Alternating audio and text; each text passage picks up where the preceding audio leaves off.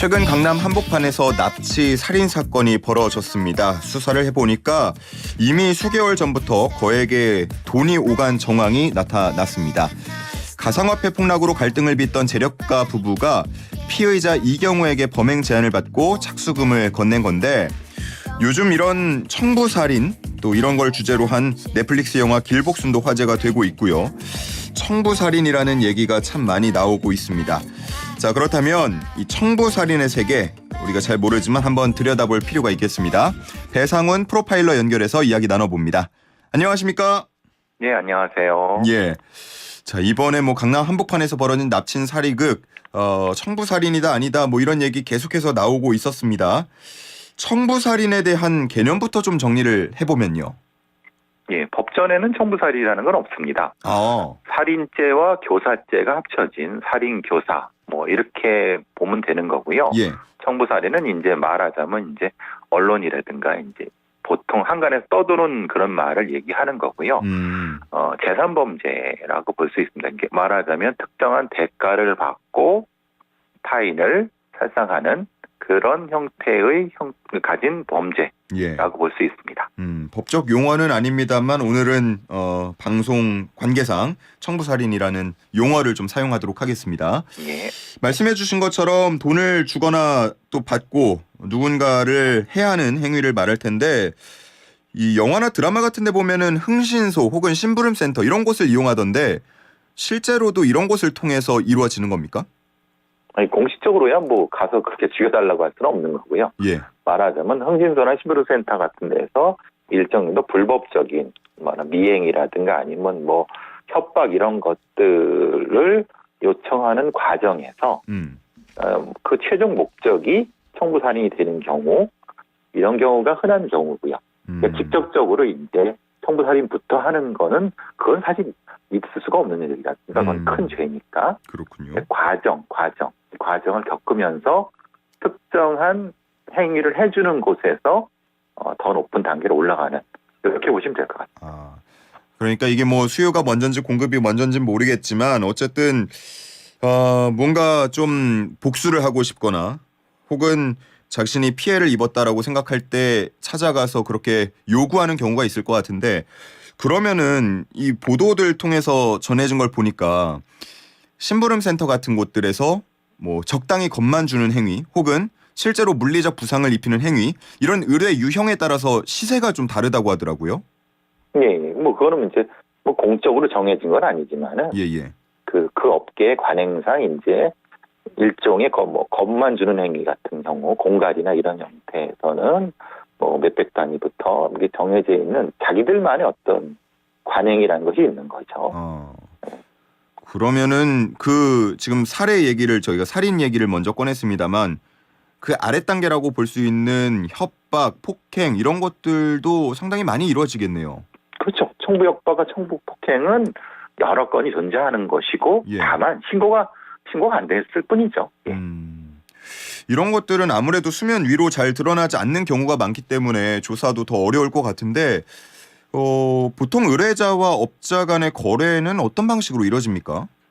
아마 그런 거는 보통 이제 브로커가 끼는 경우가 제일 많고요. 브로커가 중간에 끼나요? 예. 직접적으로 이제 수요자 공급자가 대면한다는 건 사실은 거의 경우가 없고, 중간에 관련된 브로커, 그걸 표현을 브로커라고 하는 경우도 있고, 약간 부정적인 의미의 법률사무소에서 이런 걸 해주는 사람이 있을 수 있고, 또 전직 수사기관원들이 일종의 부업으로 하는 경우도 있고, 되게 다양한 경우가 있습니다. 그런 사람들이 양쪽을 거래시키는 방식이 제일 흔한 거죠. 직접적으로 어떤 의뢰자가 그걸 찾는 건 쉽지 않은 거고요. 그러면 그럴 때 돈은 어떤 식으로 오고 갑니까?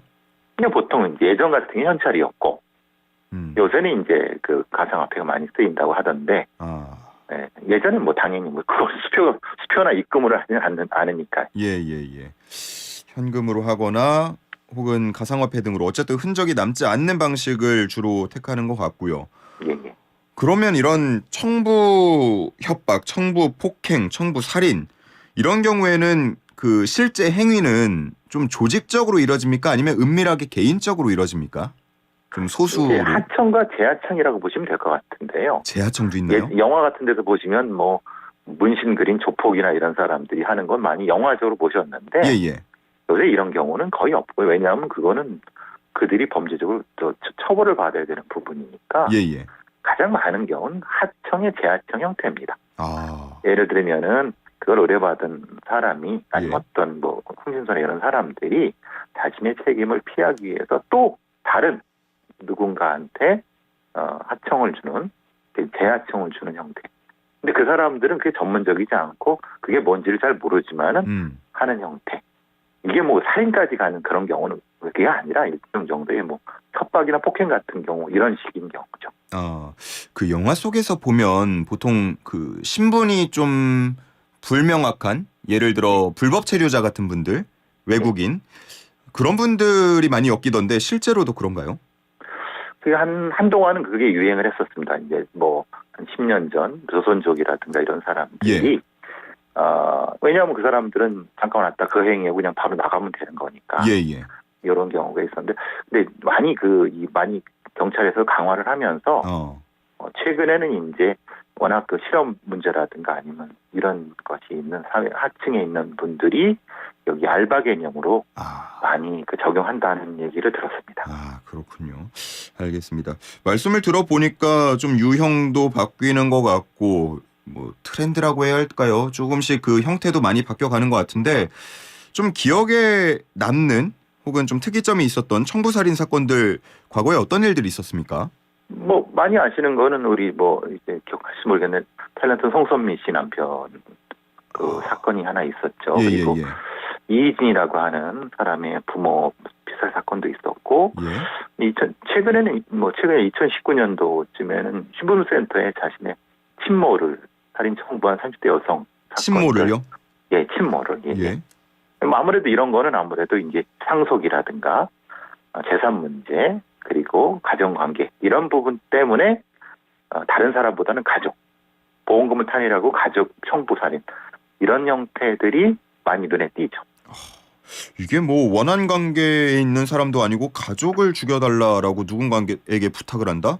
좀 상식적으로는 이해하기가 힘드네요. 뭐 아무래도 돈 문제가 유산, 뭐 재산 이런 문제들이 많이 걸려 있지 않습니까? 가족 관계 내에서. 그렇군요. 알겠습니다.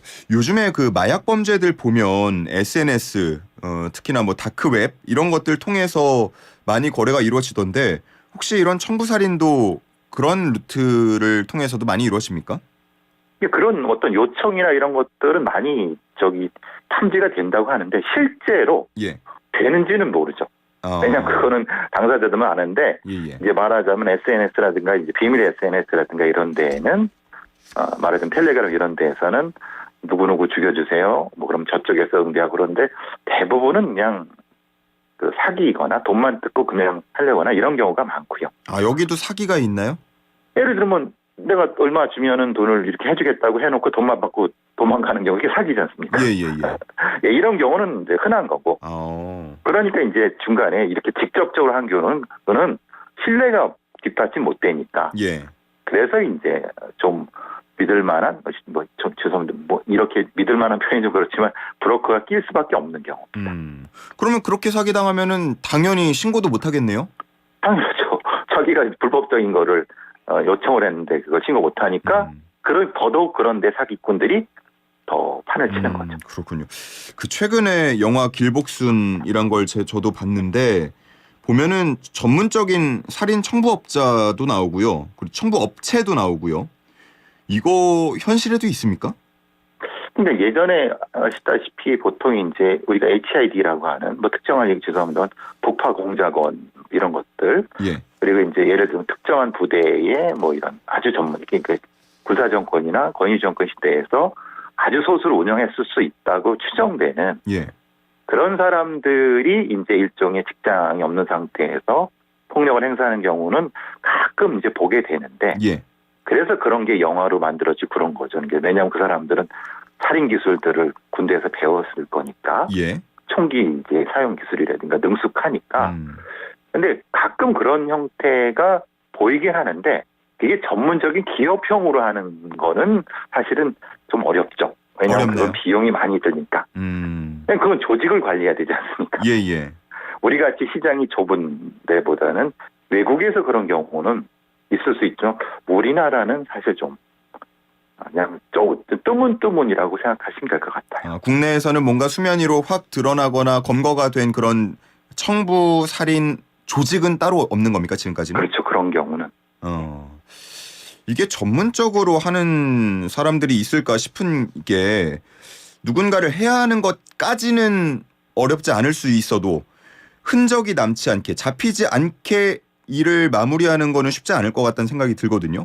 그렇죠. 이런 분들이 반복적으로 좀 하기에는 우리 그래도 수사력을 믿을 수 있는 겁니까? 그렇죠. 그러니까 이제 그게 실제로 누구 자살로 이렇게 총기로 해서 살해를 하고 그러면은 예. 경찰이 가만히 있지 않을 거고. 예. 그래서 나오는 게 이제 실제로 만약에 있다고 하면은 이런 거의 청부의 결과는 예. 교통사고사이거나 아니면 자살이거나 아니면 자연사이거나 이래서 아예 이 부검 단계까지 가지도 않고 수사 단계까지 가지 않는 경우가 있는 거지. 예. 실제로 청부사안이라고 하면 경찰이 가만히 있으면 안 되죠. 직무유기니까. 그러니까 이번에 그 과정처럼 실제로 이렇게 범죄 행위로서 살인이다라고 결론 나지 않는 쪽으로 위장을 한다는 거죠. 그렇죠. 그렇게 되는 경우죠. 왜냐하면 우리 같은 경우는 약간 좀 묘한 시스템이 자살은 타살이 아닌 형태인 경우입니다. 우리나라의 그 경찰의 수사 시스템이. 예. 그러니까 사실은 특히 좀 애매한 죽음이 있을 수 있는 거죠. 어떤 얘기죠? 구체적으로 좀 말씀을 해주시죠. 그러니까 말하자면 명확히 타살의 증거가 있으면은 살인이라고 판정하는 것이 아니라 예. 타살의 증거가 정황상 없으면은 자살로 처리하는 경우가 과거에는 있었죠. 예, 그래서 이제 그 허점을 노리는 경우도 종종 있었다. 그러니까 사실은 보면 저게 자살이 맞아? 라고 하는 죽음들이 간간히 있었지 않았습니까? 과거에.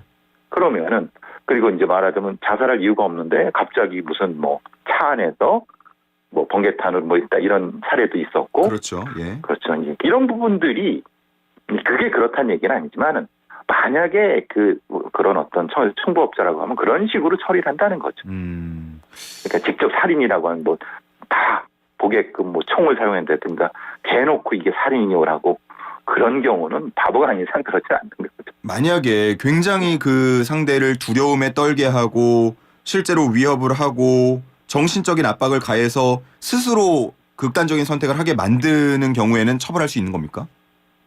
아닙니다. 그건 안 됩니다. 왜냐하면 직접적으로 어떤 특정 유형력을 가하지 않는 한 예. 간접적인 형태의 것은 그건 살인이 아니죠. 우리나라의 법 체계상으로. 그런가요?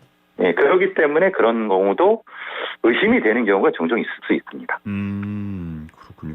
자, 그런 경우에 이제 수사에 들어가다 보면 무언가 꼬리가 잡혀가지고 청부살인이다 이렇게 밝혀지는 경우도 있을 것 같은데 그런 경우는 어떤 단서들이 키가 됩니까? 아무래도 이제 그 주변에 있었던 통신 흔적이라든가 아니면 이제 특히 이제 휴대폰의 통신 흔적이라든가 아니면은 이 관련된 CCTV 관련된 부분에서 이해할 수 없는 흔적들이 나타나면 당연히 경찰에서는 그 부분을 가지고 시도를 하고. 예. 그리고 이제 범죄정보 차원에서는 여러 가지 떠도는 소문들, 예를 들면은 누구누구를 어떻게 죽였대더라라고 하는 그런 것들이 첩보 차원에서 많이 탐지가 되죠. 수집이 됩니까? 예.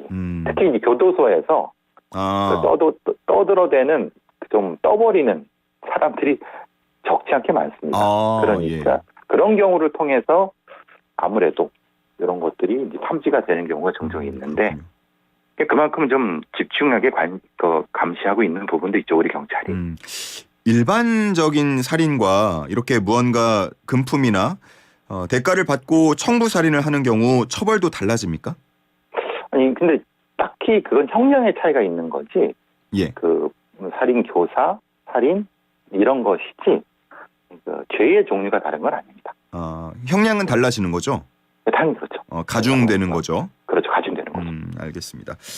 자, 요즘에 정말 뭐 현실이냐 영화냐 구분할 수 없는 일들이 워낙 저희 주변에서 많이 발생하다 보니까 이 청부살인에 대한 공포도 조금씩 커지는 것 같습니다. 어떻게 우리 사회가 이를 막고 대처할 수 있는지 마무리 말씀 한번 부탁드리겠습니다.